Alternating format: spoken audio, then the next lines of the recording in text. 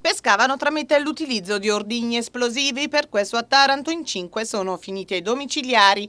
L'operazione dei militari della Guardia Costiera e della Guardia di Finanza della sezione operativa navale di Taranto è nata dal ritrovamento e sequestro di 7 kg di materiale esplosivo e di alcuni pezzi di tritolo nei pressi della banchina di ormeggio dei pescherecci della città vecchia.